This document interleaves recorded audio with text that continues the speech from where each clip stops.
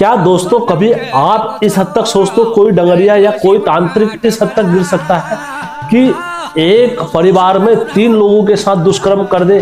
और तो और उस बात का खुलासा जब हुआ जब उस घर में स्वयं भैरव देवता प्रकट हुए, क्योंकि असल में भैरव देवता ध्यानियों के क्या बोले जाते हैं, रखवाले बोले जाते हैं, और ध्यानियों के क्या बोले जाते हैं, रक्षक बोले जाते हैं। आज आपको ये कहानी में सुनने को सब मिलेगा कि धर्म के नाम पर कितना बड़ा आडंबर कर सकते हैं और यहां तक दुष्कर्म की सीमा पार कर सकते हैं डंगरिये लोग। आज की कहानी में आपको ये सब सुनने को मिलेगा। नमस्कार दोस्तों, मैं हेमचू पहाड़ी एक सत्य घटना और लेकर आया हूं आप लोगों के समक्ष। यदि आप पहली बार हेमचू पहाड़ी चैनल में आए या गलती से हेमचू पहाड़ी चैनल में आए, बस मैं आपसे यही विनती करता हूं, गुजारिश करता हूं कि आप कहानी पूरी सुने। कहानी पूरी सुनने के बाद यदि आपको लगता है कि हेमचू पहाड़ी सही कहानी है, सत्य घटना है, फिर दोस्तों आप चैनल को लाइक भी करो, फॉलो भी करो और शेयर भी करना कहानी। तो दोस्तों हमेशा की तरह वीडियो में आगे बढ़ने से पहले चैनल का इंट्रो।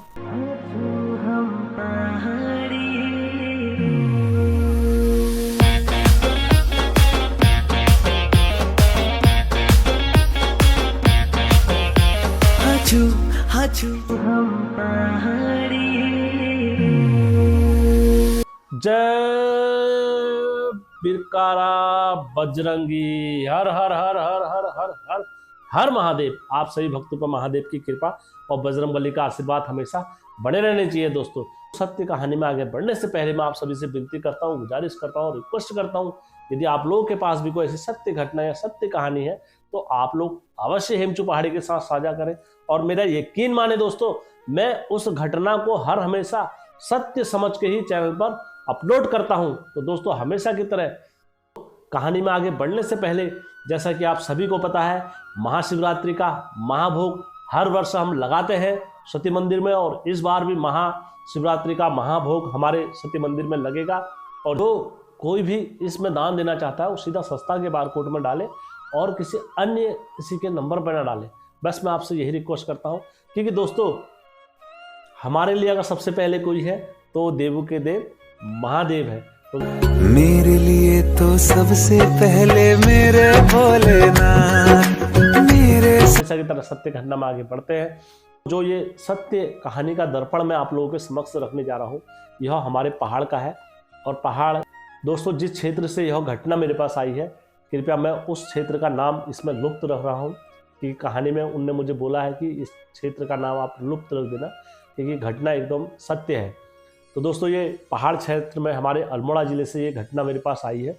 अल्मोड़ा क्षेत्र में एक अशोक नाम के व्यक्ति रहा करते थे, जिनकी 2 पुत्रियां थी। एक का नाम ललिता और एक का नाम रेखा।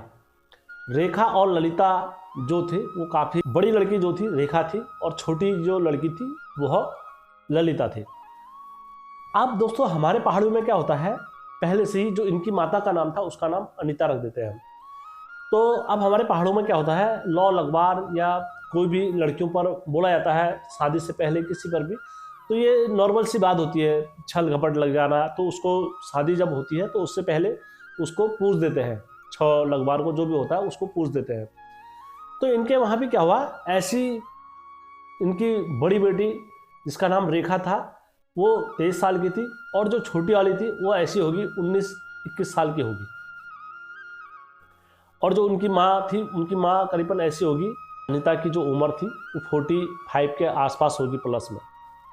तो लमसम जब इनके घर में क्या हुआ, दुखों का पहाड़ ऐसी हुआ हमारे पहाड़ में। दोस्तों जो असली शीशा है वो यही है। हम चाहे आज पहाड़ में जाके कितने शान शौकत कर ले, और सभी को उत्तराखंड का संरक्षण करना है।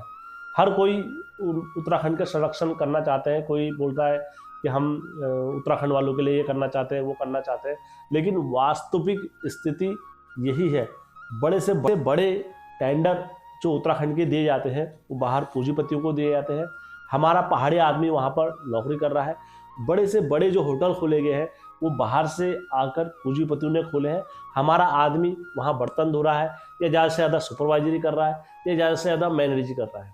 ये हमारे पहाड़ी वहाँ पर कर रहे हैं, लेकिन स्थिति उनकी आजीविका चलाना बहुत मुश्किल है पहाड़ों में। अटल सत्य यही है। जिनकी नौकरी है, सरकारी नौकरी लगी है, तो उनका तो सही है।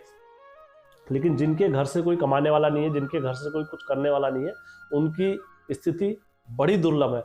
और इस परिस्थिति में क्या होता है दोस्तों, देवते भी या भूत भी या पिशाच भी जो भी होते हैं, गरीबों को और ज़्यादा लगता है।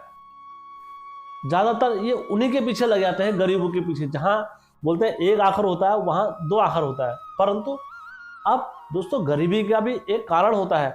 बोला जाता है पहले से ऊपर से अगर दादाजी ने खराब करा है तो उसको पोता भरेगा, ये तो नियम है। तो जिसके पूर्वजों ने पहले ऐसी करी है तो आज उनके घरों की बहुत ही कुकरगत है, क्योंकि उनने जमीन हमीन सारी अपनी सब बेच के बराबर कर रखी है। आज उनके पोते पाते जो भी रह रहे हैं वो किराए के या अपने बना के रह रहे हैं। तो इस परिस्थिति में क्या हुआ, इनकी जो पूर्वजों से जो चली हुई आ रही थी वो ऐसी दुर्लभ स्थिति चली हुई आ रही थी। तो इनने क्या करा, बहुत सारी चीज़ें करी। तो अपने कहाँ दिखाया, कभी किसको दिखाया, कभी किसको दिखाया, इनका सही नहीं हुआ।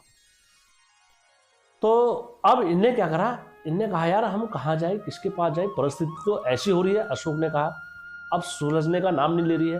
तो इनने अपनी धर्मपत्नी से बोला यार कैसे करें। अब प्लेन्स में दोस्तों जितने भी हम प्लेन्स के, चाहे डंगरिये बोलो या बड़े से बड़े जो आज प्लेन्स में, कोई दिल्ली में, कोई कहाँ भी बैठे हैं, तो किसी ने इंद्रजाल करा है, किसी ने तांत्रिक विद्या करी है, किसी ने किसको सिद्ध करा है। तो ये सिद्धि के आधार पर चलते हैं, देवते के आधार पर नहीं चलते हैं दोस्तों। मैं आपको स्पष्ट बोल रहा हूँ, देवते के आधार पर जो चलेगा वो देव भरोसे रहेगा। क्योंकि दोस्तों हमारे उत्तराखंड के जितने भी धामी या डंगरिये चाहे कोई भी है, वो मंदिरों में देवताओं को ढूंढ रहे हैं दोस्तों। वो कभी नहीं तरता है, तरेगा वही जिसके मन में, जिसके हृदय में नारायण होगा, जिसके मतलब हृदय में जिसके अगर नारायण का वास हो गया वही तरता है। और दोस्तों कोई पंडित हो गया या पुजारी हो गया, आप ये सोचो जो पुजारी प्रत्येक से वहाँ पर अपेक्षा रख रहा है कि वो मुझे 1000 रुपये चंदा दे, या मुझे 2000 रुपये चंदा दे, या मुझे 5000 रुपये दे, तो उसके मन में क्या है, लालसा। और जिसके मन में लालसा है, जो माया के मोह में है, वो कभी नहीं तरता है। ये ऐसा हमारे शास्त्रों में बोला गया है, जिसके मन में थोड़ा सा भी लालच आ गया वो कभी नहीं तरता है। तो इसलिए हृदय टटोले, हृदय में क्या है, भगवान है। मंदिर में अगर जो बैठ गया तो वो एक ही जगह पर भगवान को टटोलता है वो, और कहीं किसी को भगवान नहीं दिखते हैं, केवल उसको मंदिर में भगवान दिखते हैं। तो हमारे उत्तराखंड का डगरियों का यही हिसाब चल रहा है। तो अब क्या हुआ दोस्तों, उन्होंने क्या करा, यहां से डंगरियों को बुलाना स्टार्ट करा। कई डंगरियों को बुला दिया, कभी किसको कभी किसको कभी किसको, वो नहीं हुआ। तो एक तांत्रिक क्या हुआ, बोला जाता है हर किसी को अपने घर में नहीं बुलाना चाहिए। जो एक तांत्रिक नीचे से आया तो उसने क्या करा, इनके घर पे इन पर इंद्रजाल कर दिया। और इंद्रजाल इस तरीके से करा, इस तरीके से इन पर क्या करा, उसने इनके वहां पर अपनी चौकी बांध दी और अपना जो जाल था वो इनके ऊपर फेंक दिया। इनकी लड़कियों का माइंड वॉश कर दिया। तो सबसे पहले क्या करा, उसने अनीता को माइंड वॉश करा। और अनीता ने कहा पहले इसकी माँ की पूजा देनी पड़ेगी, और इसकी माँ की पूजा इस तरीके से देनी पड़ेगी कि इसे मेरे पास अकेले आना पड़ेगा।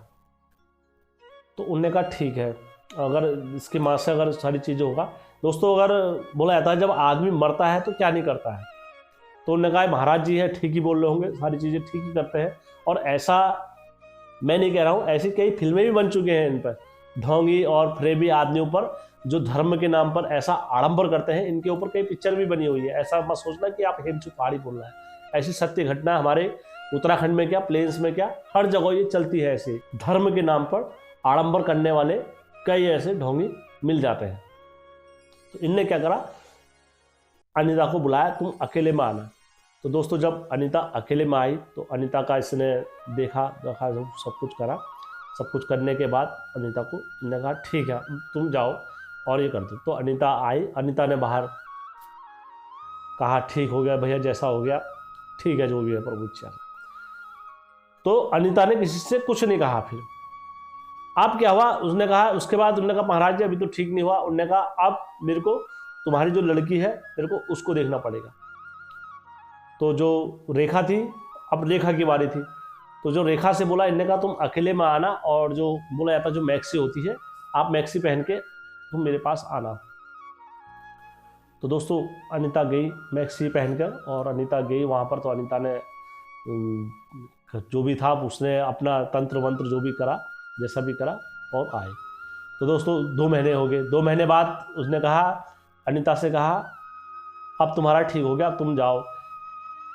तो 2 महीने बाद फिर इसने कहा, ये फिर गए। उन्होंने कहा महाराज जी अभी तो कुछ थोड़ा बहुत सुधार नहीं है, उन दोनों में सुधार है, अब छोटी वाली का जरा कुछ ऐसे चल रहा है, आप उसे भी एक बार देखो।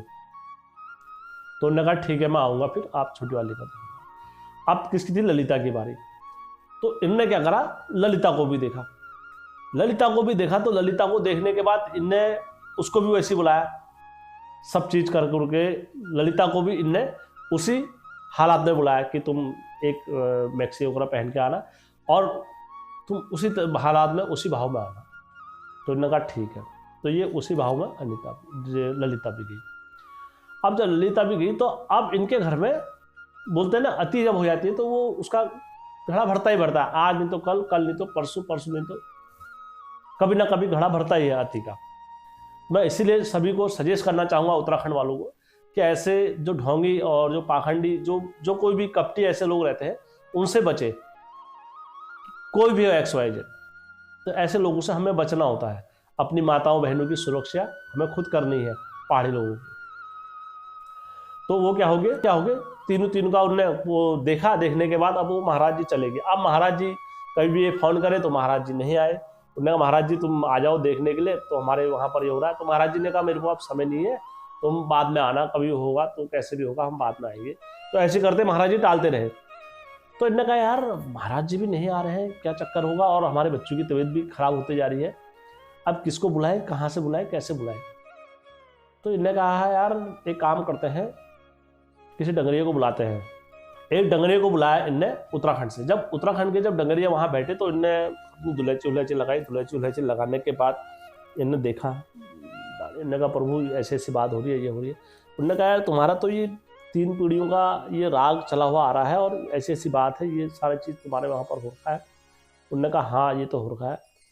तो उन्होंने कहा यार तुम्हें इसकी पूजा वो करनी पड़ेगी, और विभूति मैं करता हूँ तुम्हारी लड़कियों को।